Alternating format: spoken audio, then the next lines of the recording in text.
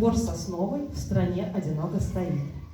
Русская народная песня в обработке Шульгина «Яблоня» и музыка Дубравина, слова Суслова «Сыны полков». Исполняет хор младших классов «Соловейка». Руководитель Медведева Екатерина Николаевна, концертмейстер Старк Дина Игоревна.